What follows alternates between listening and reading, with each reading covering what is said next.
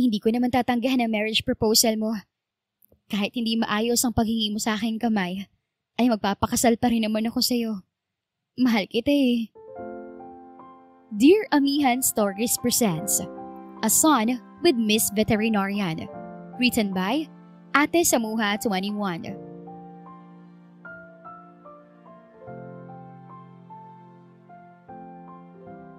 Joseph, si Tyler pala, pinsan ko.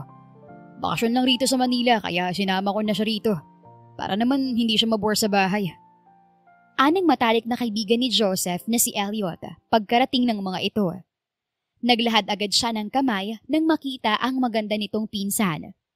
Talaga namang para itong Diyosa sa kanyang paningin. Hi, Miss. I'm Joseph Alfonso. Pakul na pakilala niya sa sarili. Ngumiti rin siya upang ipakita ang nag-iisa niyang diloy sa kaliwang pisngi. Sabi nga ng mga babaeng nalilink sa kanya, best asset niya ang dimple. Kaya umaasa siya na maa-attract din sa kanya ang dalaga. I don't do handshake, mister.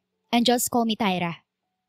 Walang kangiti-ngiting saad ng babae. Saka ito umupo at pinasadahan ng tingin ang buong paligid. Nasa isang sikat na clubhouse sila ng gabing iyon na pag-aari ni Elliot. May talent sa pagkanta si Joseph. Kaya paminsan-minsan ay kumakanta siya sa main stage ng bar nito. Alright. Sabi na lang ni Joseph at mabilis na niyang binawi ang kanyang kamay. Muli siyang naupo at tinitigan pa ang babae. Oy, dude. Pinsan ko yan ha. Huwag kong pag-interesan. Banta sa kanya ni Elliot. Napasimangot na lamang siya. Dude, wala namang ganyanan. Alam mo naman na nagbabagong buhay na ako ngayon. Di mo ko pwedeng ibukain sa pinsan mo. Kakamot-kamot ulong katiwiran niya. Totoo naman ang sinasabi niyang nagbabagong buhay na siya ngayon. Owner ng chocolate factory na Alfonso's Cocoa Delights, si Joseph. Nasa edad na 21 pa lamang siya nang i-turnover sa kanya ng daddy niya ang business nila. Sa mga panahon na yun, ay nagkaroon ng malubhang sakit ang kanyang ama at hindi nagtagal ay naulila siya. Silang tatlo na lang ng mommy niya at nakababatang kapatid ang natira sa kanilang pamilya. Ngayon ay lagpas kalendaryo na siya. Yun ang madalas na binabanggit sa kanya ng nanay niyang si Camila. Saktong 30 na ang edad niya at hanggang ngayon ay wala pa rin sa isip niya ang mag-settle down.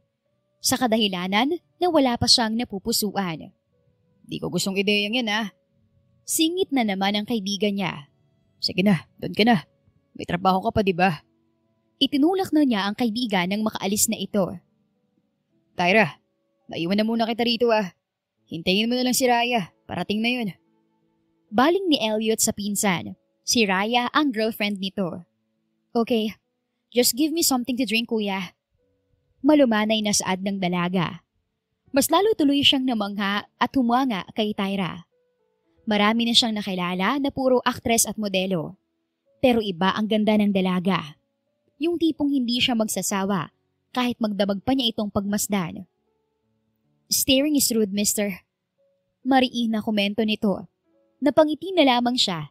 Masaya siya na kinakausap siya nito.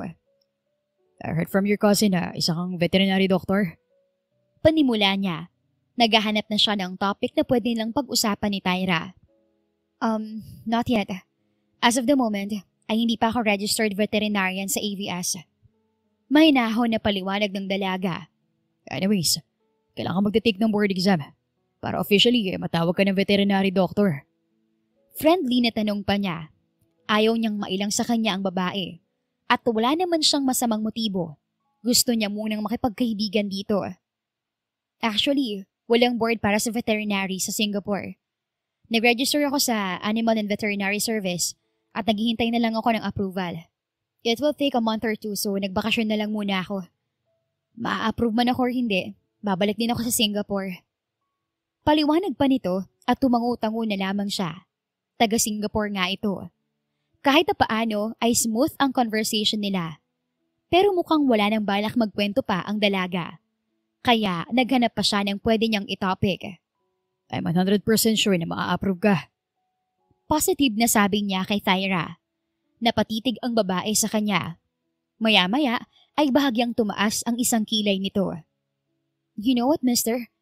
Sinabihan na ako ng cousin ko na wag ako masyadong lumapit sa'yo. I'm aware sa status mo. Napahalakak si Joseph sa sinabi ng babae. Pambihira naman talaga ang kaibigan niya eh.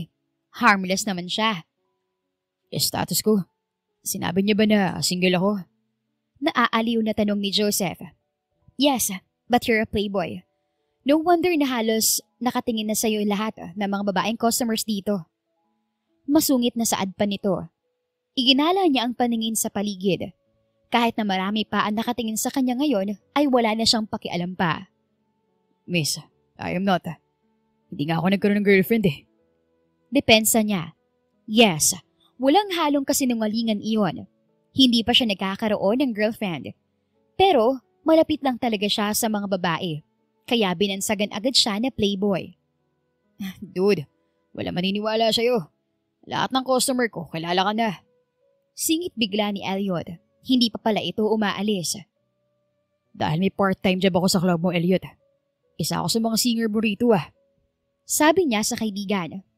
Yaya, nasaan na ba si Raya? Sorry dude ah. No hard feelings pero wala talaga akong tiwala sa'yo. Wika pa ni Elliot at napailing na lamang si Joseph. At dumating na nga ang kanina pa nitong hinihintay. Hi babe! Sorry ngayon ako dumating. May dinaanan pa kasi ako eh. Sa lubong ng girlfriend nitong si Raya. Mas lalo siyang napasimangot nang makita ang mabilis na paghalik ng matalik niyang kaibigan sa nobya nito. Get a room, lovebirds. Sita niya na tinawanan na lang ng mga ito. Oh, hello to you, Joseph. Bati ng babae sa kanya bago lumipad ang tingin kay Tyra. Hi, Tyra! Hello. Mahinang bati lang ng dalaga at nabadrip na ng tuluyan si Joseph dahil hindi na niya magawang kausapin si Tyra dahil dinaldal na ito ng dinaldal ni Raya. Puro fling-fling lang naman ang nagagawa ni Joseph at hindi naman siya umabot sa puntong may ginagawa silang milagro ng mga babaeng nakikilala niya. Hindi siya ganong klaseng tao. Dahil iyon ang madalas na ipinaalala sa kanya ng kanyang ina. Isa pa, mayroon siyang kapatid na babae. Si Joseph ay naniniwala sa karma, kaya iniiwasan niya ang pagluloko o ang magloko. Pero talagang tinamaan siya kay Tyra, kahit halatang mas bata ito kaysa sa kanya. Samantala ay napailing na lamang si Tyra Villanueva sa nakikitang pagsimangot ng binatang kakikilala niya lang. Aminado naman siya na gwapo ang lalaki. Pero halatang lapitin ito ng babae. 25 years old na siya at 6 na taon na siyang nag-aaral ng life sciences sa Singapore at Doctor of Veterinary Medicine sa Melbourne. Naghihintay na lang siya ng resulta ng kanyang registration sa AVS ng Singapore. Isa siya sa magiging proud sa kanyang sarili kapag nagkataon. Ang kanyang ina ay naiwan sa Singapore at ulila na rin siya sa ama. Hey, gusto mo bang lumabas? Pukaw ng binata sa atensyon niya. Kanina pa niya itong napapansin na pasulyap-sulyap sa kanya. Hindi nakakailang ang lalaki. Hindi lang siya komportable sa nararamdaman niyang pagsalakay sa kanya ng kaba. Kakaiba naman talaga ang presensya nito. Lalabas na. Kasama ka? No thanks. My cousin said, hindi ako dapat nagpapadala sa mga salita mo, mister. Masungit na saad niya. Miss, just call me Joseph. And I'm harmless. Huwag ka magpapaniwala sa pinsan mo. Sinisiraan niya lang ako sa'yo. Depensa nito sa sarili. Nagawa pang itaas ang magkabilang kamay para lang paniwalaan niya. No, hindi kanya sinisiraan. Matalik ko yung magkaibigan and I believe kung gaano kalalim ang samahan ninyo. He's just stating the fact, Joseph. Oo na lang. Sabi na lang nito at muling umorder ng wine. I think that's enough. Kanina ka pa inom ng alak. Pigil ni Tyra sa lalaki at agad itong sumenya sa bartender. Parang naging masunuri na bata. Tyra, ang bilis mo namang mahulog. Sabi ko naman sa'yo, bawal ka makipag-usap kay Joseph. Mausay yan pagdating sa conversation. Sabat na naman ang pinsan niya. Napabuntong hininga na lamang ang kaibigan nito. Shut up, Elliot. Doon ka na lang kay Raya. Baka ipagpalit ka na niyan. Biro nito sa kanyang pinsan. Oo nga. Nasaan na bang babaeng yun at iniwan na lang niya rito si Tyra sa'yo? Kunot ang noong tanong pa nito. Lihim siyang napangiti. Hanapin mo na lang ang girlfriend mo, kuya. Huwag mo na akong alalahanin. Anya at tila nagdadalawang isip pa itong iwan siya. Grabe ka sa akin, Elliot. Parang di tayo magkaibigan ah. Tila nagtatampong sabi ni Joseph sa pinsan niya. Pinipigilan na lamang niya ang matawa. Well, hindi naman sa ganoon. Ibang usap mo lang ang pinsan ko. O siya, babalik pa rin ako rito. Paalam nito. May kapatid akong babae. Wika ni Joseph. Muli niya itong tiningnan. Pulang-pula na ang magkabilang pisngi nito dahil sa kakainom ng alak. Ngunit masasabi niyang hindi pa ito lasing. Ano naman ang gusto mong sabihin? Mahinang tanong niya rito. Sinasabi ko lang sa'yo na hindi ko magagawang manakit ng isang babae.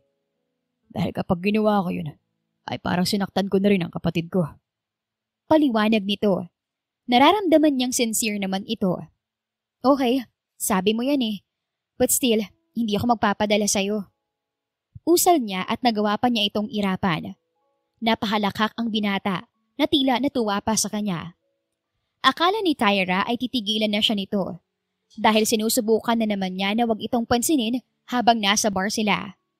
Pero sa sumunod na mga araw ay nagpunta ito sa mansyon ng pinsan niya. Kasalukuyan siyang nasa swimming pool.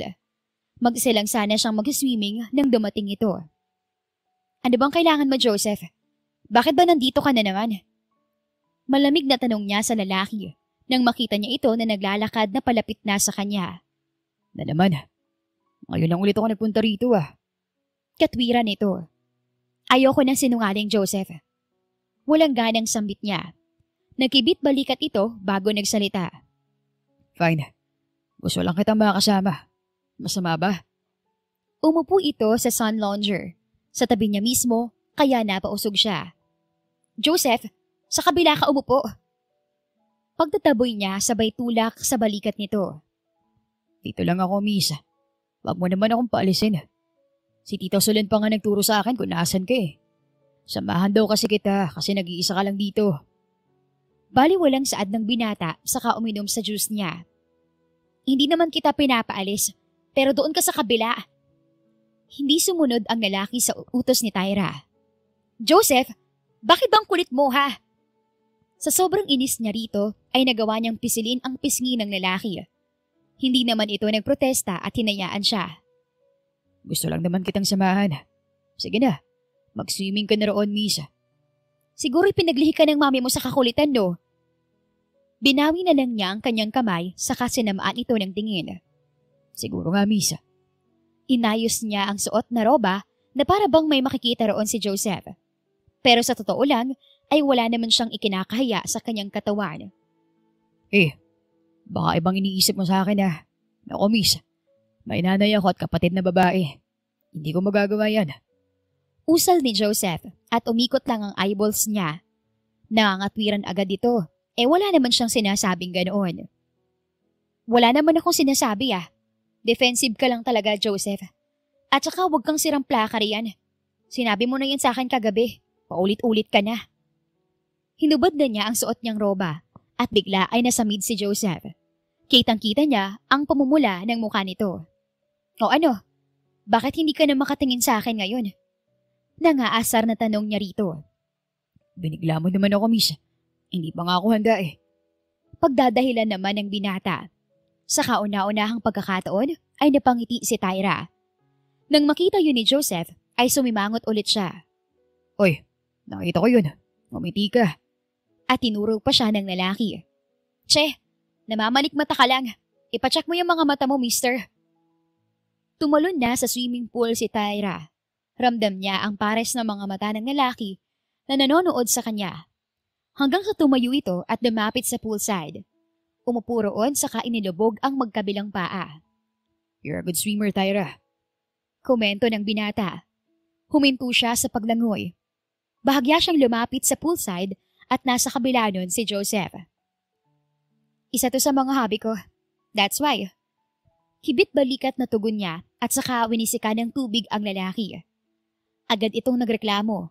Salubong na salubong ang makakapal na kilay nito. Miss, di naman ako maliligo. Huwag mo akong wisikan ng tubig dyan. Kung ganon, manonood ka lang dito sa akin. Parang inaamin mo na ikaw ay... Hindi natapos ang pangungusap niya dahil sumabat agad ito. Hey, I am not. Defensive agad na sagot ng binata. Sa puntong iyon ay natawa na lamang si Tyra. Pero ayos lang ba sa'yo? No monkey business, Joseph. Paalala niya. Yes, ma'am. Nang magsimulang maghubad ng damit ang lalaki, ay napataas ang kilay niya. Pinasadahan niya ito ng tingin. Joseph is indeed a handsome man. Matangkad din. Sa tingin niya ay mahigit 6 feet ang height nito. Malapad ang balikat at parang athletic ang katawan. In short, model type. Ang mga mata nito ay expressive. Sharp ang jawline at may magandang ngiti. Plus pa ang cute na dimple nito. His hair is jet black and perfectly styled. Oh goodness, huwag niyo po sana akong hayaan na mahulog sa karisma ng lalaking to. Anya sa isip. You like what you see, Tyra? Napa-facepalm siya nang nag-post pa ito sa kanyang harapan. Asa ka, no? Sanay na ako makakita ng magagandang katawan ng mga lalaki, Joseph. So nagustuhan mo rin palang nakita mo. Anito at doon na siya nag-react ng gusto. In your dreams, Joseph. Tyra, want to race? Ayoko. Ay, wala pa. Tumatanggi na si Miss Ma'am. Ayoko dahil alam kong may kapalit kapag isa sa atin ang nanalo. Sabi niya, hindi naman ito makikipag-race sa kanya kung walang gustong hilingin. Exactly. Don't worry. Hindi naman ganun kabigat ang hihilingin ko kapag ako nanalo. Anang lalaki na sinabayan pa ng pag-iling. Binalingan niya ito. At ano naman yon? Curious niyang tanong. Basta, pahihirapan ba naman kita? Okay, game. Basta make sure na no monkey business if ever na ikaw manalo, Joseph, ha? Banta niya at inambahan pa niya ito ng suntok. Mahina itong natawa sa kanagsalita. Pangako, Miss. Naglahad ito ng kamay para tulungan siyang makaahon sa tubig. Hindi naman siya nagdalawang isip na tanggapin ang kamay nito. Kahit nang maramdaman pa niya ang maliliit na boltahe ng kuryente na mula rito na tumulay sa kanyang ugat. Napaka-gentleman nga ng binata dahil sa kamay lang siya hinawakan at mabilis itong dumistansya para lang hindi magdikit ang kanilang mga katawan. If I win, you have to grant me 3 wishes. If you win, I'll grant yours. Malumanay na sabi nito. Tinanguan niya agad iyon. Ready ka na ba, Tyra? Ang dami mong satsat. Magbilang ka na lang dyan. Ang ikli ng pasensya. Natatawang sabi nito saka nagsimulang magbilang. Pero hindi pa umabot ng 3 ay agad na siyang tumalon sa pool. Hey, that's not fair, Tyra. Malakas nang siyang nagpakawala ng tawa at binilisan pa niya ang paglangoy. Nang sa gayon ay hindi siya maabutan nito. Loser! Sigaw niya rito. Nagsimula na nga ang race nilang dalawa at kung sino pa ang nandaya ay siya pa ang natalo. Dinaya mo siguro ko, Joseph. Napataas ang kilay ng binata. Excuse me, Miss. Sino kaya nandaya sa ating dalawa? Hindi pa nga tapos ang pagbibilang ko. Tumalon ka na sa tubig. Depensa nito sa sarili. Ang layo ko na kaya, paano mas nauna ka pang makarating sa dulo?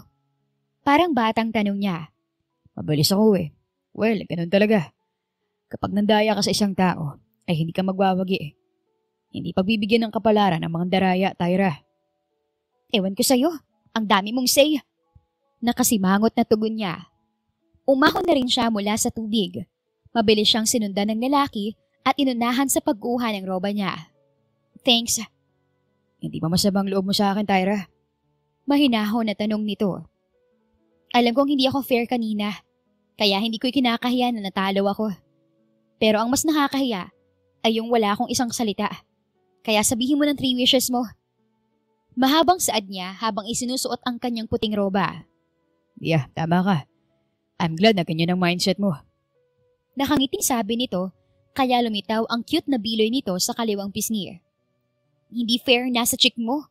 Dapat pantay rin yan, Jose. Ha? Anong hindi fair? Naguguluhan na tanong nito. Napahawak pa sa pisngi. Ngunit mabilis din nitong nagets ang tinutukoy niya. Magkakaroon din nito ang magiging anak natin, Tyra. I said no monkey business, Joseph. Asik niya sa binata. Kahit sinigawan niya ito, ay hindi naman siya galit. Ayaw niya lang sa pakiramdam na parang may paru-paro sa loob ng kanyang tiyan. Pakiramdam nga niya ay namumula ang magkabila niyang pisngi dahil sa pag-iinit niyon. Hey, hindi yun monkey business. I'm just kidding, miss. At talagang tinawanan pa na siya nito. Tuwang-tuwang inisin siya. Sige na, magpalit ka muna saka ako sasabihin sa'yo ang 3 wishes ko. Fine, hintayin mo na lang ako sa loob. Anya at nauna na siyang pumasok sa loob ng mansyon. Dumiretso na siya sa guest room para makapagbihis.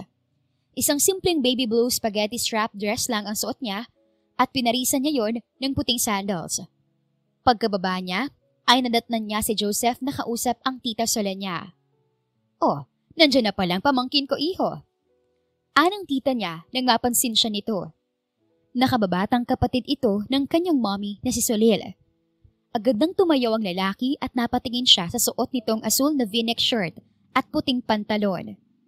Hindi niya alam kung damit ba iyon ng pinsan niyang si Elliot kasi bumagay yon sa binata.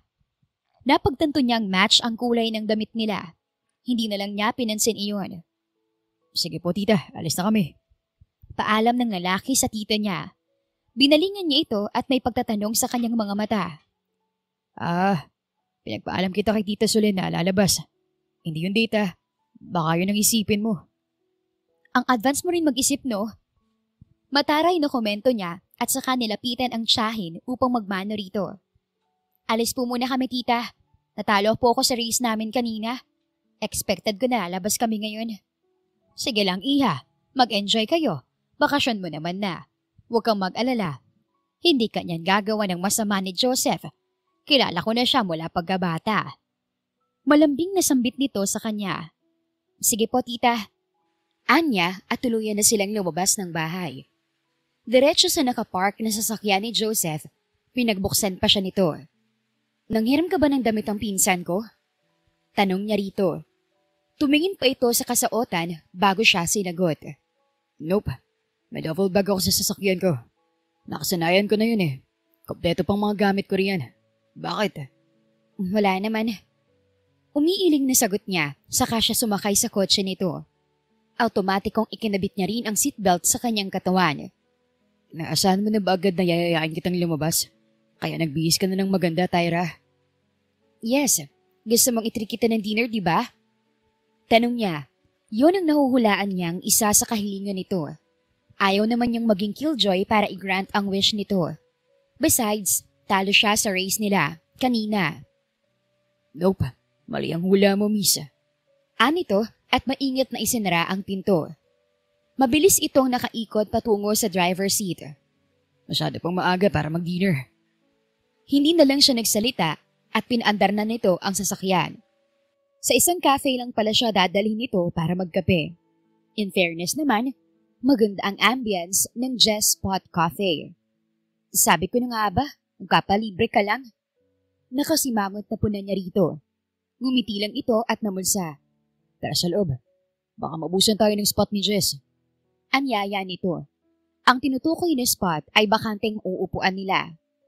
Jess bang pangalan ng owner? Ang ganda ng idea niya sa pangalan ng cafe, ah. Komento niya. Yup. Pangarap na niya to noon pa man. Pagkwento pa nito at nakahanap na sila ng pwesto sa dulo ng cafe. Kilala mong owner? Yes, pati yun siya. Itinuro nito ang isang teenager na babae. Nakasuot ng uniforme ng waitress sa cafe. Ang cute ng pink apron suot nito. Jess, over here. Napaupo na lang siya at hinintay na makalapit ang dalagita. Masyado pa itong bata para mag-manage ng ganoong kalaking cafe. Kuya, you're here. Di ka man lang nagsabi na dadaan ka rito. Masayang sabi ng babae. Patalon itong yumakap kay Joseph. Nang makita niya ito sa malapitan, lalo na ang nag-iisa nitong biloy sa kaliwang pisngi, ay nahulaan niya ang kapatid ito ni Joseph. May kasama ka pala, kuya. Naku, first time na nagdala ka ng babae sa cafe ko, ah. Ibibigin na special siya, kuya. Bulong nito sa kuya, pero narinig naman iyon ni Tyra. Nope. She's a friend, Jessica. Pinsan siya ni Elliot. Anang binata. Nilingon pa siya nito na may ngiti sa labi. Tyra, this is my sister, Jessica. And Jess, si Tyra Villanueva. Hello po. Nice meeting you, ate. Magiliw na bati sa kanya ni Jessica. Tumayo naman siya upang tanggapin ang nakalahad nitong kamay. Same here, Jessica. How old are you? Para kasing masyado ka pang bata para magkaroon ng sariling business. Malumana ay nasambit niya rito. Yes po, but don't worry. Nasa legal age na po ako. First year college na rin. Sige na kuya, maupo na kayo at ako kunin ko ng order ninyo. Ako magtitimpla ng coffee nyo. Sabi nito na hindi nawala ang ngiti sa labi. Tulad ito ng nakatatandang kapatid na palangiti rin. Kahit ano na lang sa akin, Jessica. Anya rito at napapalakpak ang dalagita. Sige po, ako na pong bahala. Babalikan ko po kayo mamaya. Paalam nito at patakbong nagtungo sa counter. No wonder na kapatid mo siya. Pukaw niya sa atensyon ng lalaki. Nakatingin din kasi ito sa kapatid. Yup, mabait din yun. She's precious to me. Kaya iniiwasan ko magloko. Mamaya niyan pamilya ko magbabayad ng kasalanan ko. May mga ganoong nangyayari sa buhay. Paliwanag pa nito. Doon na nga nakita ni Tyra na mabuting tao ang binata. Base pa lang sa nakita niyang yakapan ng magkapatid, ay alam niyang mahalaga rito ang pamilya. Tama ka naman, Joseph. Napatangu-tangu pa siya. Masyado niyang hinusgahan ang pagkatao nito, hindi pa nga niya alam ang buong istorya nito. Nasaan palang parents mo? Nandito si Mommy. Siya ang namamahala sa tuwing may pasok ang kapatid ko. At saka wala na si Daddy. Namatay siya pagkatapos niyang i-turn over sa akin ang kumpanya namin. Sabi nito at natigilan naman siya. Napakagat pa siya sa pang-ibabang labi niya. Sorry. Wala yun. Sanay na ako. Nakahinga siya ng maluwag. Ayaw niyang i-bring up ang topic na maaaring ikalungkot nito. Alam niya ang pakiramdam ng mawala ng ama. Pareho lang naman tayo. Namatay rin ang daddy ko last year. May sakit siya sa puso. Nagkwento naman siya. Ito naman ang nagulat. Isipin na lang natin. Mas magandang buhay nila ngayon para hindi tayo malulungkot ng gusto. Ganun lang talaga ang buhay natin. May mauunang mamamaalam. Basta yun alaala natin na kasama sila ay nakaukit pa rin sa puso't isipan natin. May sinseridad na saad nito. Tanging ngiti na lamang ang naitugon niya kay Joseph. At ilang sandali lang ay bumalik na ang kapatid nito na may dalang coffee at pastries. Nag-enjoy naman si Tyra. Nagkakwentuhan sila habang nagkakape. At sila na yata ang pinakamatagal na customer ng naroon. How much, Jessica? Nakangiting tanong niya sa kapatid ni Joseph. Charge na sa akin, Tyra. No need to pay. Anang lalaki at mabilis nitong hinawi ang kamay niya. Handa na sanang tanggapin ng dalagita ang card niya. Here, Jess. Joseph, kung ikaw ang magbabayad, paano yung wish mo? Kunot noong tanong niya rito. You've already granted my wish. Ha? Paano nangyari yun? Sinamahan mo ako rito para magkape. Yun ang unang kahilingan ko. May 2 wishes pa ako, pero saka na yun. Paliwanag nito sa kanya. See, hindi ako magpapalibre sa'yo. Magpapasama lang. Napasapon na lamang siya sa kanyang noo. Hindi na siya nakipag-argumento pa rito. Kuya, parang seryoso yun ha. Bisitahin mo naman si Mommy sa kitchen. Sinabi ko sa kanya na may kasama kang magandang babae. Sumilip lang siya at nahihiyang magpakita sa inyo. Singit ng kapatid nito. Nahihiyang tumingin si Joseph sa kanya. May kasama pang pagkamot sa batok. Jess, kaibigan ko lang si Tyra. Baka hindi siya komportable. Ayos lang naman, Joseph. Wala namang problema sa akin kung mamimit ko ang mommy mo. Anya, hindi naman iyon big deal. Kaya ng araw na iyon ay hindi lang si Jessica ang nakilala niya. Maging ang mommy nitong si Camila. Alam na niya kung saan nagmana ang magkapatid. Hinatid din siya ni Joseph pauwi.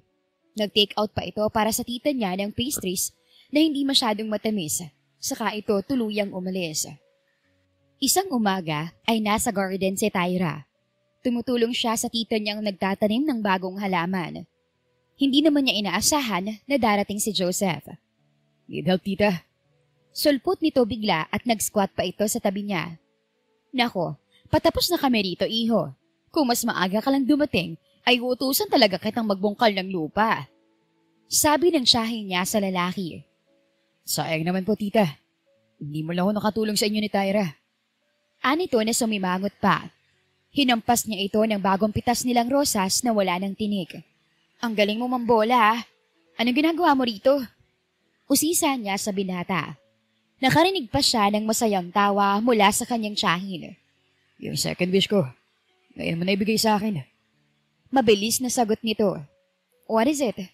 Sama ka sa akin, Tyra. Sa cafe na naman? Tanong niya. Sa totoo lang ay gusto pa niyang bumalik doon. Nope. Sa ibang lugar naman kita dadalhin. Tita, ayos lang ho ba na ilabas ko ulit ang maganda mong pamangkin? Paghingi nito ng permiso na may kasama pang pambobola. Joseph, iho, hindi mo naman kailangan magpaalam pa sa akin. Kung gustong sumama ng pamangkin ko, edi sige lang. You're the best talaga, tita. Salamat po. Anang binata. Pinakit na siya ng tita niya sa kwarto niya upang makapagbihis na. Ang second wish ng binata ay ang dalhin siya sa chocolate factory nito para ipakita sa kanya ang paraan ng paggawa ng chocolate at candies. Kaya pagdating doon ni Tyra, ay panay tikim siya sa mga tsokolate. May mga cake pa nga. Kayo palang gumagawa ng chocolate na sikat doon sa Singapore? Yung sweetie? Tanong niya kay Joseph na tinunguan nito. Yes, may business partner kami roon sa Singapore at sa iba pang bansa. Nag-i-import kami ng products namin. Paliwanag nito. Kumuha pa ng isang piraso ng chocolate at ibinigay iyon sa kanya. Baka tumaas ang sugar ko nito ah. Marami na ako natikman na matatamis ah. Natatawang sabi niya. Hindi natuloy niya na malayan na nagiging open na rin siya kay Joseph. Ngayon lang naman. Saka dapat paminsan-minsan kumakain ka rin ito. Minsan kapag wala kang ganang kumain, pwede kang kumain ng matatamis para bumalik ang gana mo. Para din tong gamot. Lalo na sa mga batang may sakit. Hindi ba kapag nawawalan tayo ng panlasa, ay itong kinakain natin? Oo na lang, Joseph. Ang dami mong alam. Usal niya na sinabayan pa niya ng pag-iling. Naglibot-libot pa siya roon at ang ibinigay sa kanya ni Joseph na maliit na eco bag ay napuno ng chocolate at candies. Parang bumalik siya sa pagkabata.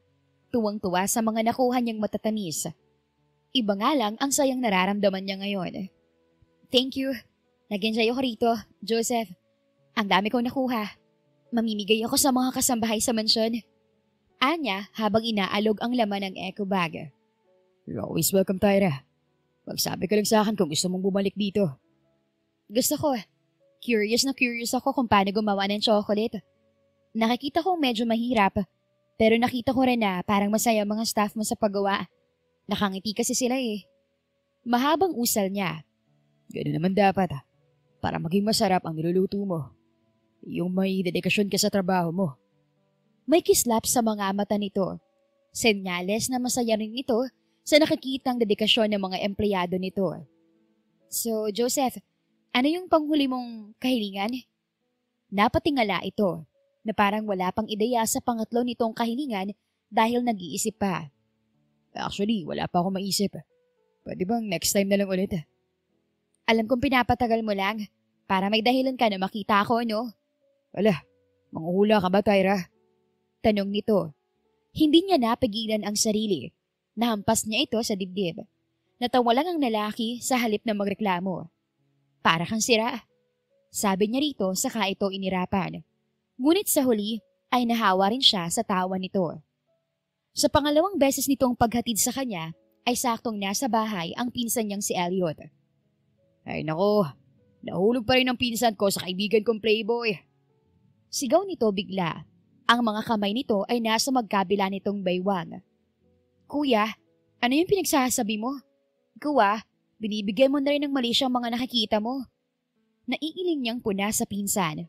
Pinagtaasan siya nito ng kilay. Totoo ba yung sinasabi mo, Tyra? Oo naman po. Behave naman yung best friend mo, kuya. Huwag kang maging harsh sa kanya. Marami akong nahakot na chocolates at candy sa kumpanya niya. Pagtatanggol niya kay Joseph. Ano pa nga bang magagawa ko? Nagawa na rin ilabas ka ng 2 beses ng kaibigan ko. Mahinang turan pa nito. Parang tinatakwil mo na rin ako bilang kaibigan mo, Elliot.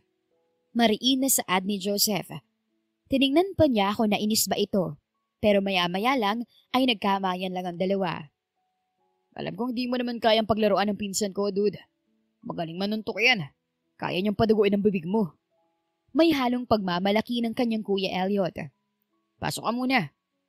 Di na. Kailangan ko na rin umalis. May babalikan pa ako sa factory. Tyra, alis na ako. Paalam nito sa kanya at kumaway pa. Sinundan na lang niya ito ng tingin habang papalayo sa kanila. Hindi pa sana siya kikilos kung wala lang umakbay sa kanya. Di mo naman siguro crush si Joseph, no?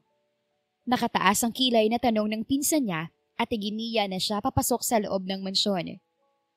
Yung crush-crush ay para lang sa mga teenager, kuya. Hindi na yun uso sa mga adult. Meron pang ganun, Tyra. Pero sige, ito na lang ang itatanong ko sa'yo. Hindi mo naman siguro siya gusto, no? Imposible naman na mararamdaman mo agad yun. Ilang araw pa lang kayo nagkakilala. Mahabang saad nito na ikinabuntong hininga naman niya. Sa mga ipinakita niyang kabaitan ay parang ang hirap pa ring pigilan, Kuya Elliot.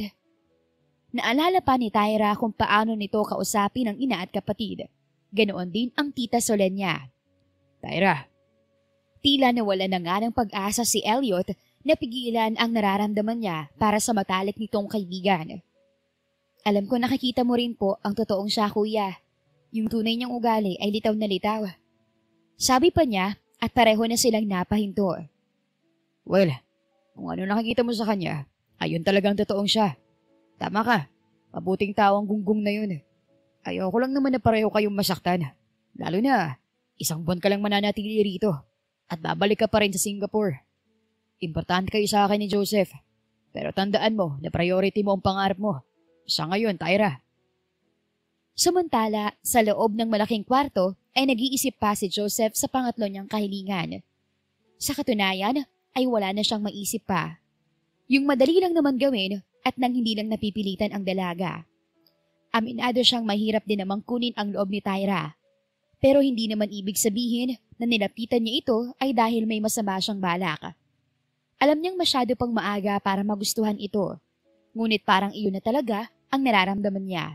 Gusto na niya ang babae. Pero ano nga bang pangatlong kahilingan ko? Yung madali lang sana. Problemadong sabi niya at napahiga na lang siya sa malambot niyang kama. Sa tuwing pumipikit siya ay mukha ni Tyra ang nakikita niya. Para tuloy siyang baliw na bigla-bigla na lang napapangiti ng walang dahilan. Kuya, ang creepy mo na ha. Bakit nakangiti ka riyan? Sabi ng kapatid niyang si Jessica at nang tingnan niya ito ay nakasilip na pala ito sa pinto ng kwarto niya. Napabangon siya at matiim na tinitigan ng kapatid. Saka ito tinanong. Baka sakaling makatulong sa kanya si Jessica. Jess, ano pong pwedeng gawin? Yung madali lang. Yung parang hindi ka mapipilitan na gawin ng isang bagay. Hindi kita magets, kuya. But let me guess, magde-date ba kayo ni Ate Tyra? Sana nga ganun na lang. Pero hindi kami nagde-date ni Tyra. Ganito kasi, nagkaroon kami ng race at nanalo ko. May 3 wishes ako na kailangan niyang i-grant. Tapos ng 2 kahilingan. Pero wala na ako maisip pa eh. Ayoko kasing mapilitan lang siya para ibigay yun sa akin. Wika niya at napahinga ulit ng malalim. Ang dami namang ways dyan, kuya. Kilala mo naman siguro si Ate Tyra. Dalhin mo na lang ulit siya sa mga place na gusto niya. Suggestion nito. Hanggang sa maalala na lang niya ang magiging profession nito. Napatayo siya at parang nanalo sa loto kung makasigaw. May idea na ako, Jess. Sigaw niya at sa sobrang saya ay nayakap niya ang nakababata niyang kapatid. Thank you for helping me. At nakatulog na nga siya ng maayos. Kinabukasan ay nagpunta siya sa bahay ni na Elliot. Naabutan niya itong nagkakape sa hardin kasama ang mommy nito. Good morning, Tita Solen. Good morning din, iho. Ang aga mo maligo sa pinsan ko, ah. Puna ng kaibigan niya at napakamot naman siya sa batok niya. Hindi ko naman nililigawan ng pinsan mo, ah. Depensa niya. May third wish ka na bang naisip? Sabat ng dalaga na kalalabas lang. May dala rin itong tasa ng kape. Yes, kagabi pa. Pwede ko namang ilabas si Tyra ngayon, no, Elliot? Huwag kang mag-alala. Hindi ko naman itatana ng pinsan mo. Kay mami ko humingi ng permiso. Pamangkin niya si Tyra. Anito. Nag-thumbs up nga agad sa kanya si Tito Solen. Go on, Joseph. Just enjoy. Sabi lang nito at nagpasalamat siya. Nagpaalam ang dalaga na magbibihis na muna ito. Inalok pa siya ng mag-ina na magkape at hindi naman siya tumanggi pa. Pasulyap-sulyap naman si Tyra sa kasama niyang si Joseph. Focus ito sa pagmamaneho. I wonder kung ano na naman ang pakulo mo ngayon, Joseph. Anya rito. Alam ko magugustuhan mo kung saan tayo pupunta. Maghintay ka lang at malapit na tayo. Nakangiting tugon nito. Ilang minuto lang ang lumipas ay nakarating sila sa destinasyon. Pagkababa nila ay napako agad ang paningin niya sa building. Animal shelter? Magpapabili ka ba sa akin ng aso o pusa? Agad niyang tanong. Iyon lang ang tanging niyang naiisip na dahilan kung bakit siya dinala sa ganong klaseng lugar.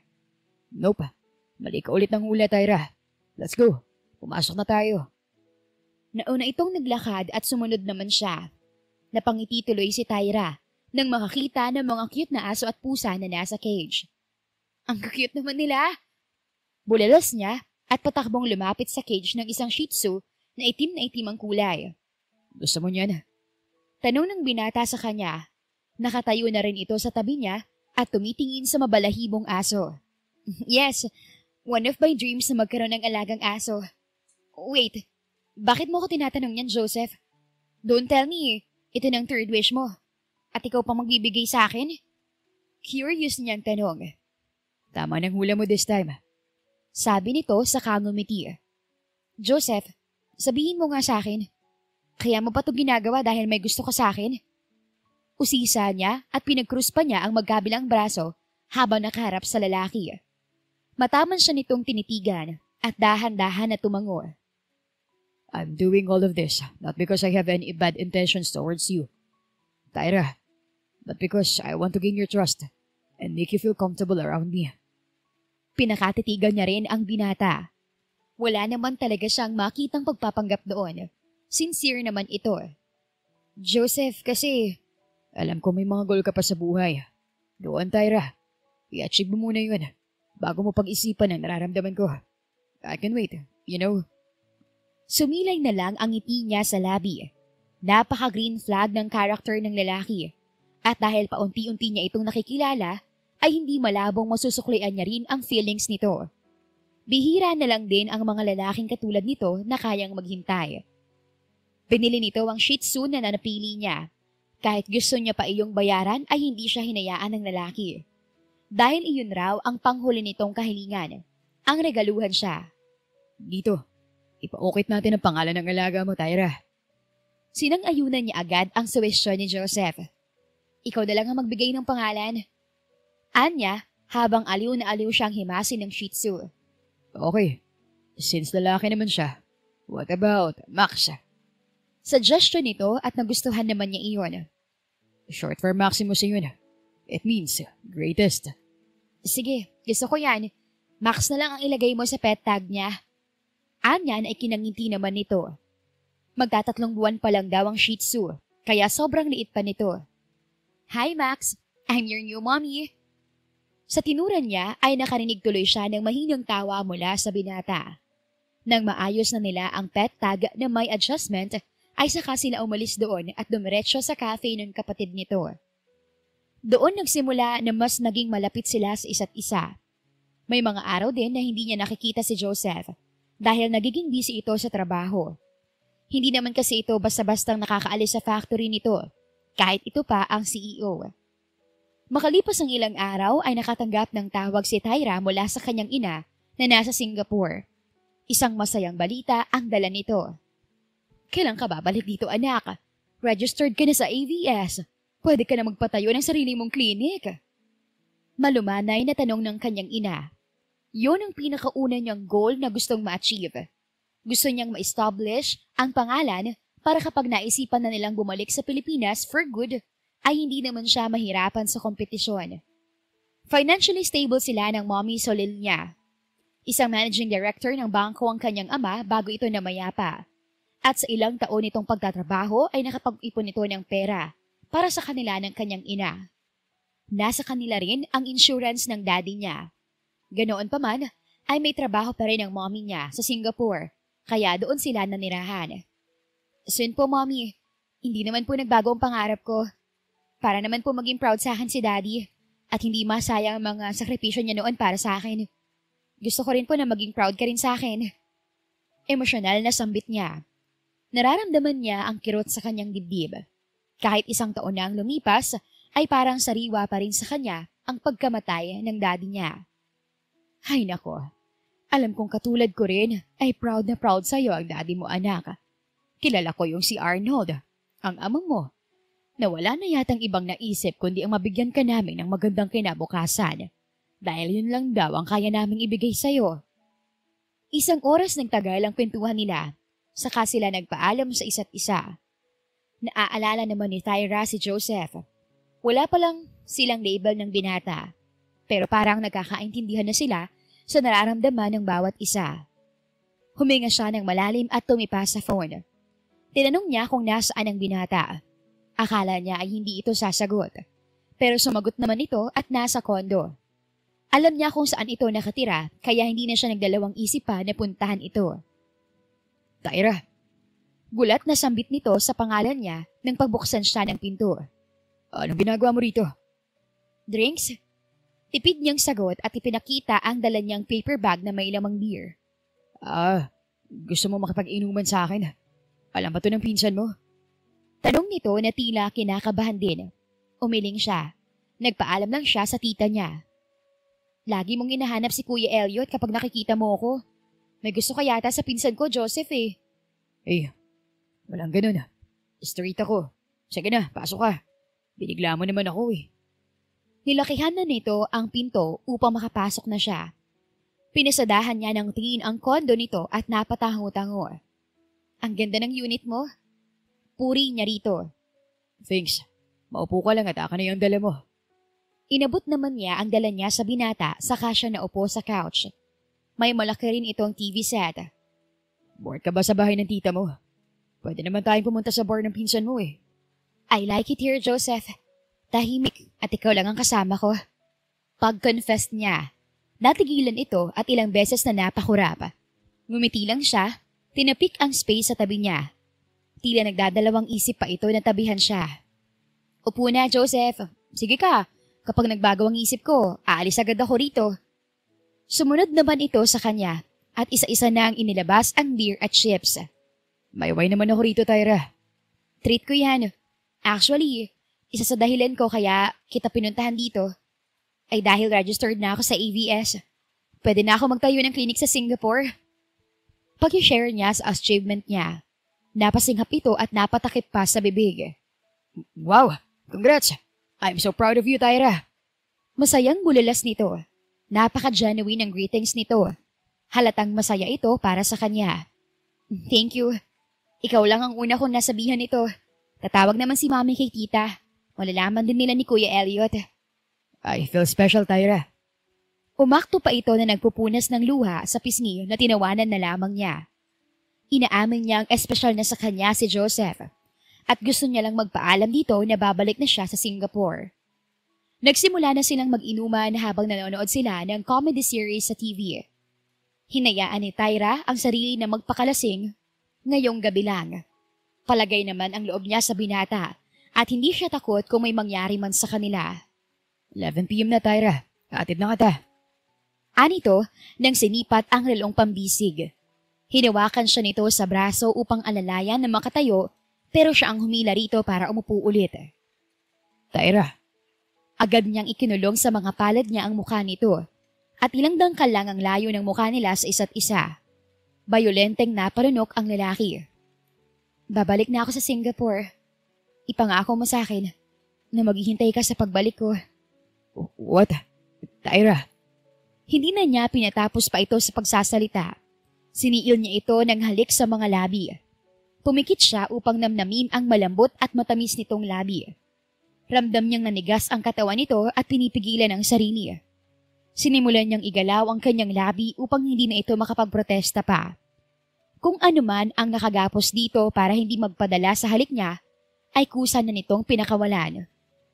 Sinapo ni Joseph ang pisngi niya.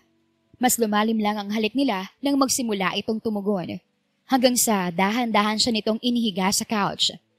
That night, they become one, their hearts beating in perfect harmony with their own desires. Hindi na nagising si Joseph nang umalis sa tabi niya si Tyra. Nagising na lang siya sa ingay na mula sa alarm clock niya. Napadaing pa siya at napahawak sa kanyang ulo at para iyong pinupukpok ng martilyo. Nang maalala naman niya ang nangyari kagabi, ay mabilis siyang tumingin sa tabi niya. Si Tyra, panaginip lang bang nangyari kagabi? Hinawi niya ang kanyang kumot. Tanging boxer shorts na lang ang suot niya. Wala siyang maalala dahil naparami ang nainom niyang beer kagabi. Basta ang naaalala lang niya ay pinuntahan siya ng dalaga. Hindi pa sana siya maniniwala nang makita ang pulang marka sa bedsheet niya. What the? Ano ginawa mo, Joseph? Frustrated na tanong niya sa kanyang sarili at tuluyan na siyang bumangon. Mabilis lang siyang naligo dahil plano niyang puntahan si Tyra sa bahay ng kaibigan niya. Ang dalhin sa kama niya ang dalaga ay wala sa plano niya. Kaya kailangan niya itong panagutan dahil naging mapusok siya. Along the way pa lang siya ay sinubukan na niyang tawagan si Tyra. Ngunit cannot be reached ang telephone nito. Ilang beses niyang minura ang kanyang sarili dahil hindi niya nakontrol ang nangyari kagabi. Subalit hindi na niya naubutan pa si Tyra. Bumalik na siya sa Singapore, iho. 1 oras nang nakalipas nang ihatid siya ng pinsan niya. Bakit? May problema ba? Tanong sa kanya ng ginang. Hindi agad siya nakasagot dahil may naalala siyang sinabi nito. Babalik na ako sa Singapore, Joseph. Ipangako mo lang sa akin na maghihintay ka. Assurance ba yun? Gusto niya ba talagang hintayin ko siya? Mahina niyang tanong at napapitlag siya nang tinapik ng ginang ang balikat niya. Okay ka lang ba, Joseph? Okay lang po ako, tita. Nagpaalam naman siguro sa'yo ng maayos si Tyra dahil pinuntahan ka niya kagabi. Napatitig pa siya rito at kinakabahan na baka malaman nito ang totoong nangyari sa kanila ng babae. Sabi niya, may dahilan pa naman siya upang bumalik dito, iho. Hintayin na lang natin siya. Sinunod na lang niya ang sinabi ni Tita Solen. Pinanghawakan niya ang binitawan na salita ng dalaga. Ngunit hindi naman niya akalain na matatagalan pala ang pagbabalik nito. Hanggang sa hindi na niya namalayan pa na 5 taon na ang nakalipas. Natupad ni Tyra ang pangarap niya. Noong una, akala niya ay ang mommy niya ang makakasama niya na ma-achieve ang goal niya sa buhay. Isang job offer ang dumating sa kanya na mas maganda kaysa sa pagtatayo agad ng klinik. Iyon ay isang job offer mula sa New Zealand. Nasa New Zealand na sila noon nang malaman niyang nagdadalang tao siya. Gusto man niyang sabihin kay Joseph na buntis siya, ay naalala niya ang sarili niyang pangarap. Kapag nalaman iyon ni Joseph ay alam niyang mauuwi sila sa kasal. Maisasantabi ang pangarap niya at ayaw niyang mangyari iyon. Kaya piniling niyang wag na munang sabihin sa lalaki ang sitwasyon niya. Nandoon na siya. Nagsisimula pa lang at ayaw niyang talikuran iyon. Nang gabing may mangyari sa kanila ng lalaking naging espesyal sa kanya, ay wala siyang naramdaman na pagsisisi. Dahil kalaunan ay nalaman niyang iniibig na pala niya ito. Iyon nga, nagbunga ang kanilang kapusukan sa isang gabi lang. Mommy! Umiiyak na sigaw ng 4 na taong gulang niyang anak. Si Mackenzie, ang kanyang munting prinsipe na iyakin, bibo at makulit. Iniwan na muna ni Tyra ang ginagawa niyang pag-ayos ng mga gamit nila. Kadarating lang kasi nila mula sa ibang bansa. Hinarap niya ang umiiyak niyang anak.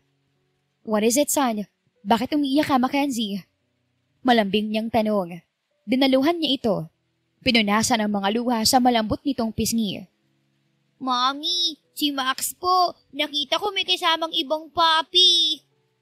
Umiiyak na sumbong nito. Na maging ang sipon ay lumabas na rin. Natatawang pinunasan niya iyon.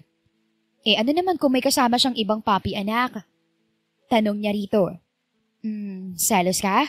Dahil nagkaroon agad ng bagong kaibigan si Max? Opo, Mami. Ako lang pong dapat niyang kaibigan. Sigaw nito at nagdadabog pa. Anak, baka nga bibigyan ka na ng papi ni Max. Siguro, girlfriend yun ni Max? Tanong niya rito at tumigil ito sa pag-iyak. Girlfriend? Inosenteng tanong nito. Hindi pa magawang sabihin ng maayos ang salitang girlfriend. Yes, hayaan mo na yang si Max. Kapag nagka-baby siya, ay hihingi tayo ng isa sa wife niya. Magiliw na sabi niya, dahilan para kumunot ang noo nito. Si Joseph tuloy ang naalala niya. Nakuha rin ng anak niya ang nag-iisa nitong dimple. Mommy, wala naman pong ganun. Umiiling na sambit nito. Narinig nilang tumahol si Max at nanakbo ito palapit sa kanila. Hindi tayo bate, Max. Napailing na lamang siya. Sobrang kulit din talaga ng anak niya. Anak, bihisan kita. Dadalawin pa natin roon si lola mo kina Mami Tasulan, di ba? Pagtukoy niya sa tita niya. Ang mommy niya ay naunang umuwi sa Pilipinas. Sa wakas ay nakapag-decide na silang manirahan sa Pilipinas for good. Yes, makikita ko na po ulit si Lola, Mommy. Dinalaw nila ang mga ito at nagulat pa nang makita si Mackenzie. Hindi niya sinabi sa tita at pinsan niya ang tungkol sa kanyang anak. Mainit na tinanggap ng mga ito ang bata. Sa mga sumunod na araw ay nagsimula ng magtrabaho si Tyra sa vet clinic niya. Ang pinsan niya ang nag-asikaso ng clinic na yon para pagdating niya ay bubuksan na lang. Mommy, where is my uniform? Maligalig at excited na tanong ng kanyang anak. Ang uniform na tinutukoy nito ay ang love gown. Yes anak, hindi yan nakalimutan ni Mommy. Sagot niya. Kinuha niya ang backpack nito kung sasaan ang love gown. Yung stethoscope ko po, Mommy. Ay, stethoscope? Nakangiwing sambit nito. Stethoscope anak. Stethoscope. Malinaw na sambit niya upang masundan nito ang tamang pagbigkas. Iyon po, stethoscope. Ay, ewan ko po, Mommy. Nakasimangot na sambit nito. Isinuot na lamang niya rito ang lab gown at isinabit sa leeg nito ang stethoscope. Huwag kang lalabas anak ha. Dito lang kayo ni Max. Magiging busy si Mommy dahil first day ko pa lang ngayon sa vet clinic natin. Mahinahon na paalala niya kay Mackenzie. Yes po, Mommy. Dito lang po kami sa loob ng office mo, ha? Sabi nito. Itinuro ang upuan niya saka nagtungo roon. Nahirapan itong sumampa kaya tinulungan niya. Nasa kabila lang ako, Mackenzie. Kung may kailangan kaya kay Mommy, tumawag ka lang sa akin ha. Paalala pa niya sabay bigay ng cellphone nito. May sarili talagang telepono ang kanyang bulinggit. Ginagamit lang nito kapag kailangan. Hinalikan pa niya ang matambok nitong pisngi bago niya iniwan sa opisina niya. Marami siyang pasyente kahit kabubukas lang ng klinik niya. Hininto naman ni Joseph ang sasakyan niya sa tapat ng isang vet clinic. Inutusan siya ng kapatid niyang dalhin ang ilaga nitong aso roon dahil sa importante raw na kliyente nito. Come on, Lola. Anya sa Shih Tzu. Binuhat na niya si Lola. Iyon ang pangalan ng alaga ng kanyang kapatid at pumasok na siya sa klinika. Binati pa siya ng mga staff doon. Good morning, sir. Dito pong registration. Ng isang staff. Pagkatapos niyang mag-register, ay sinabihan siya nitong pumunta sa opisina ng vet. Pagbukas ni Joseph sa pinto, ay nagulat siya nang bumungad sa kanya ang isang bata. Nakaupo lang ito roon. What the? Sambit niya at hindi na niya iniwas pa ang tingin dito. Good morning! Matinis ang boses na bati nito. Hi, good morning. Bati niya pabalik sa bata. Is there something I can do to assist you, sir? Marahan ang boses na tanong nito. Peking na paubo si Joseph. Nasan si Doc? Tanong na lamang niya saka pumasok sa loob. Curious siya sa itsura ng bata. May suot pa itong cute na eyeglasses na talagang pambata. Si Doc Villanueva po ba, sir? Yeah. Where is she, kid? I'm Doc Villanueva. Sambit nito. Hindi na niya napigilan pa ang sarili at mahinang napahalakak. I am serious, sir. I am Mackenzie Villanueva. Okay, nice meeting you, Mackenzie Villanueva. But I'm looking for the veterinary doctor. Sambit niya saka ipinakita ang hawak niyang aso. Napatanggal ito ng salamin at tiningnan si Lola. Wow, may sitio rin po ako. Bulalas nito. Nang makita niya ang pagmamadali nitong makababa ay nilapitan niya dahil mahuhulog na ito mula sa kinauupuan. Hey, be careful. Anya, nakahinga siya ng maluwag. Bago pa niya ito matulungan ay nakababa na nga agad. I am fine. Where is my Shih Tzu? Max, come here! Sigaw nito. Napalingalinga pa sa paligid. Max! Max is your pet, kiddo. Usisa niya sa bata. Nakukyutan siya sa ayos nito. Pangarap yata nitong maging doktor din. Yes po. Short for Maximus. It means the greatest, sabi ng mommy ko. Paliwanag nito kaya natigilan siya. Matiim niyang tinitigan ito. Wala nang suot na eyeglasses, kaya malinaw niyang nakikita ang mukha nito. It looks exactly like her. Sambit niya, ngunit may iba pa siyang nakikita rito. Max? Max, where are you ba? Ang sabi ni mommy, bawal tayong lumabas. Nang hindi makita ang hinahanap, ay bigla na lamang pumalahaw ng iyak. Naibaba niya nang wala sa oras si Lola. Dahil ang pag-iyak ng bata ay parang nasasaktan. May patalon-talon pa nga ito. Hey Kido, don't cry. Hindi naman mawawala ang aso mo. Pag-aalo niya sa bata. Lumuhod siya sa harapan nito. Hinawakan ang maliliit nitong mga braso. Pero nagpupumiglas ito. Nawawala po ang Shih Tzu ko. Si Max lang po ang friend ko. Hindi po siya pwedeng mawala. Umiiyak na sigaw nito. Parang may kung ano naman ang kumukurot sa kanyang dibdib habang tinitingnan ang pag-iyak nito. Hindi yan. Hindi naman nahayaan ng mga staff dito na lumabas ang aso mo. Hanapin na lang natin, okay? Hinagod pa niya ang likuran nito. Nangunyapit na sa leeg niya ang bata at noong nasa bisig na niya ito ay bumilis ang tibok ng puso niya. Nakaramdam siya ng kakaiba na tila may pagkasabik doon at kasiyahan. Napatitig ulit siya sa mukha nito hanggang sa makarinig na sila ng pagtahol ng aso. Akala ni Joseph ay si Lola iyon. Pero isang itim na kauri nito ang nakita niyang patakbong lumalapit sa kanila. Sa una ay tinahulan siya, ngunit kalaunan ay dinilaan pa ang paa niya. Max? Muli siyang napaluhod at hinimas ang ulo ng aso. Parang siya ang owner dahil ilang beses na dinalaan nito ang kamay niya. Naging amo ito sa kanya. Napako naman ang tingin niya sa suot nitong pamilyar na pet tag. Nang hawakan niya iyon, ay nabasa niya ang pangalan nito. Nandoon din ang araw ng birthday nito. This is... Hindi ba kay Tyra? Tinitigan niya ulit ang bata. Inosenteng tumingin din ito sa kanya. Namumula ang mga mata at ilong nito dahil sa pag-iyak kanina. Nang gumalaw ang munting bibig nito, ay lumitaw ang biloy sa kaliwang pisngi nito. Ngayon niya lang yun napansin. Narinig niya na bumukas ang pinto, kasabay nun ang yabag ng sapatos. Mackenzie anak, narinig kong boses mo mula sa labas. Bakit ka umiiyak? Pamilyar din sa kanya ang tinig na iyon. Si Max na naman bang Hindi na nito natapos ang pangungusap. Nagtama ang kanilang mga mata. Ito ang higit na nagulat nang makita siya. Nanatili lang nakatikom ang kanyang bibig. Parang tinatambol ang kanyang dibdib. Joseph?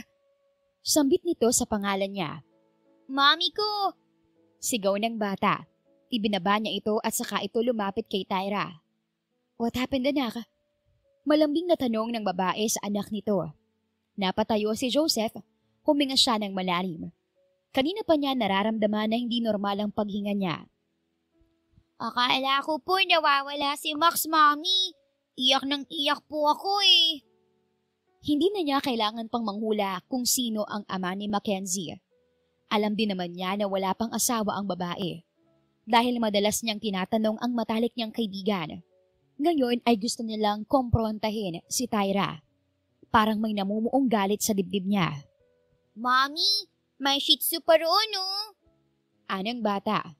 Binuhat ni Tyra ang alaga ng kapatid niya. Maupo ka na muna, Mr. Alfonso. Mr. Alfonso? Sarkastikong tugon niya sa dalaga. Mahigpit na kumuyom ang kamao niya.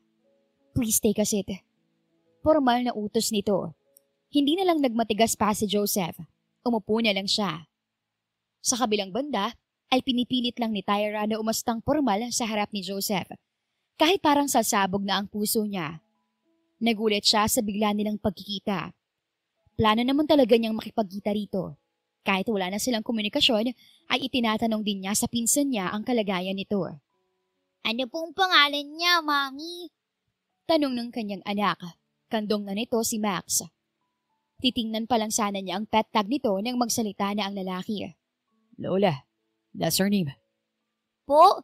Lola? Kung ganun po, o di na siya kaya Lola ang pangalan niya? Inosenteng tanong ng bata. Mahina siyang natawa kaya nagtaka ang anak niya. What's funny, Mommy? Mackenzie, hindi porket Lola ang pangalan niya ay old din na siya. Yun lang talagang pangalan niya. Paliwanag niya sa anak. Ah, okay po, Mommy. Tumatangong sagot nito. Mommy, kilala po ba natin si Sir? Binalingan niya ang anak. Nakatingin ito kay Joseph. Bakit mo naman naitanong anak? Kasi po is familiar. Parang siya po yung nakita ko sa phone mo, Mommy. Nasaan na pong phone mo? Makulit na tanong nito. Nang mapatingin siya kay Joseph, ay pinagtaasan siya nito ng kilay. Parang doon lang siya nakaramdam ng hiya. Anak, hindi mo ba siya kilala? Malumanay na tanong niya, na ikinailing lang nito. Alalahanin mo siya, Mackenzie. Semeryoso ang ekspresyon ng mukha nito. Pinakatitigan nga nito ang lalaki. Napabuntong hininga na lamang siya. Siguro nga masyado pang bata ang baby boy niya. Kaya hindi nito namukaan ang ama. Ibinigay na lang niya ang phone niya rito. Magkakaroon na ito ng ideya dahil kasama siya sa picture. Maya-maya lang ay napatakip na ito sa bibig. Si Daddy ko po yan, Mommy. Bulalas nito. Itinuro pa ang screen ng telepono niya saka tumingin sa daddy nito. Yun pong Daddy ko, Mom. Nagulat ang shih tzu nito at napalundag sa sahig nang wala sa oras. Inalalayan niyang makababa si Mackenzie. Nilapitan nito ang ama. Si Daddy ko nga po. Ang sunod nitong ginawa ay umiyak. Maging si Joseph ay nagulat. Wala nang inilihim si Tyra sa anak nila. Kay Joseph siya nagtago dahil natatakot siyang pigilin siya nito sa mga gusto niyang gawin sa buhay. Hush now, my son. Don't cry. Daddy's here. Malambing na pag-aalaw ni Joseph sa anak. Maging ito ay parang may ideya na anak nito si Mackenzie. Dahil hindi man lang ito pumalag nang tawagin itong daddy ng anak niya. Ngumiti lang siya. Sa wakas ay nagkakilala na ang mga ito. Dahil sa pag-iyak ng kanyang anak, ay nakatulog ito sa mga bisig ng daddy nito. Tyra. Tawag ni Joseph sa kanya. Parang kanina ay ang bigat ng presensya nito. In-expect niyang nagalit ang lalaki. Ihiga mo na lang siya sa sofa, Joseph. Sabi niya rito, ngunit hindi man lang ito kumilos. Why didn't you tell me, Tyra? Tila may hinanakit na tanong nito. I was about to tell you, but since my dreams are my priority, I decided na wag na muna. Saka na kapag natupad ng pangarap ko. Ayoko rin namang maramdaman mo ang guilt. Isa ka rin naman sa naniwala na makakaya ko. Saka, hindi pa naman huli ang lahat. Hindi ba, Joseph? Nagtama ang kanilang mga mata. Napangiti na lang si Tyra. Nandoon pa rin ang kislap na palagi niyang nakikita sa mga mata ng lalaki. Of course. Naghihintay pa rin ako sa iyo, Tyra. Kahit walang kasiguraduhan na babalik ka pa sa akin. Bakit naman kasi pinagbawalan mo pa akong kontakin ka? Kahit anong kulit ko kay Elliot ay ayaw akong payagang puntahan ka sa Singapore. Because I wasn't there. May magandang offer sa New Zealand, kaya mas pinili ko ang career ko. I know that's unfair, pero ayoko pa talagang magpakasal at matali noon. At least alam mong unfair ka. Patutsyada nito sa kanya. You're still not married? Pag-iba niya ng paksa. What kind of question is that, Tyra? You told me to wait for you, di ba? Nakalimutan mo na. Malay ko ba kung maghihintay ka talaga? Kahit hindi mo sabihin sa akin, gagawin ko pa rin. Joseph, what if sa ibang lalaki pala ako nagkaanak at hindi sa'yo? Una ka naging akin, Tyra. Nagawa pa siya nitong tingnan ng masama. Malay mo naman na hindi ikaw ang ama ng anak ko. Hindi pa sapat na ebidensya si Mackenzie. Kahit na mas kamukha mo pa siya. Nakataas ang kilay na tanong nito. Yeah, may nakuha naman mula sa iyong anak mo. Palangiti siya't madaldal. To be honest, nagsimula na ako magalit sa'yo. Pero nawala rin yun. Dahil sinabi mo na sa kanya kung sino talaga ako sa buhay niya. Kahit noon pa. Emosyonal na sambit nito. Kasi, may plano naman akong bumalik sa'yo. Kailangan ko lang talagang ma-fulfill ang pangarap ko sa career ko. Pag-amin niya rito. Tinapik naman ito ang space sa tabi nito. Nakangiting lumipat siya ng upuan. Yun nga lang, pag-upo niya ay sinalubong siya nito ng mariin na halik. Sinagot na lamang niya ang mga halik nito. hanggang sa pareho na silang nawala ng hangin at kumuwala sa isa't isa. I miss you so bad, Tyra. Ako rin, Joseph. I'm sorry ha. Isinandal niya ang ulo sa balikat nito. Naramdaman pa niya ang paghalik nito sa sentido niya. I love you. Iyon ang kauna-unahang magic words na narinig niya mula kay Joseph. I love you too, Joseph. Nang araw na iyon ay hindi lang kay Joseph na ipakilala ang anak nila, kundi pati na sa mommy at kapatid nito. Mainit na tinanggap ng mga ito si Mackenzie. Mabilis na lumipas ang 1 linggo. Abala sa mga oras na yun si Tyra. Ang anak niyang si Mackenzie ay kasama ng daddy nito. Mommy, hello! Napapitlag pa siya nang marinig ang boses ng anak. Ginulat mo naman si mami, anak. Naiiling niyang sabi. Bumungis-ngis lang ito, saka nagpababa sa ama. Sinalubong niya ito ng mahigpit na yakap at halik sa matambok nitong pisngi. Amoy chocolate ha? Mommy, Luko, dami ko pong chocolate at candies na bigay po ni daddy ko. Pagbibida nito. Hala, naghawat ka rin ng chocolates? Natatawang tanong niya. Naalala niya kasi ang ginawa niya noon. Opo, Mami. Pero hindi ko po dapat kainin ito lahat. Dapat may limit po, sabi ni daddy. Sinalubong niya rin si Joseph. Humalik ito sa pisngi niya. Hey, anong problema mo? Nagtatakang tanong niya nang marahan siya nitong itinulak pa upo sa sofa. Tumabi rin sa kanya ng upo si Mackenzie. Lumuhod sa kanyang harapan si Joseph. Wala siyang ideya sa gagawin nito nung una. Pero nang makita niya ang kanang tuhod nitong nakaluhod ay natigilan siya. Nang hawakan nito ang kamay niya ay umawang lang ang labi niya dahil diretsyo nang nitong isinuot ang isang magandang singsing sa daliri niya. I will not ask you to marry me, Tyra. Pakakasalan mo ko. At wala kang choice. Kailangan mabigyan natin ng kumpletong pamilya si Mackenzie, right, son? Hindi ba gusto mo pa ng isang kapatid? Tanong nito sa kanilang anak. Nahampas niya tuloy ito. Opo, daddy. Baby brother po, nakalaro namin ni Max. Sagot ng bata. Naturuan na yata ito ng ama. Baby brother lang ba, anak? Ayaw mo magkaroon ng baby sister? Singit naman niya. Gusto ko rin po, Mommy. Mas marami, mas masaya. Bulalas nito na ikinatawa nila. Saka Joseph, hindi ko naman tatanggihan ang marriage proposal mo. Kahit hindi maayos ang paghingi mo sa aking kamay, ay magpapakasal pa rin ako sa'yo. Mahal kita eh. Baling niya sa lalaki na ikinangiti nito ng matamis. Mas mahal kita. Mas mahal ko kayo ni Mackenzie. Anito na nagbigay sa kanya ng kakaibang pakiramdam. Mabilis siya nitong hinalikan sa labi saka yumakap sa kanila ni Mackenzie.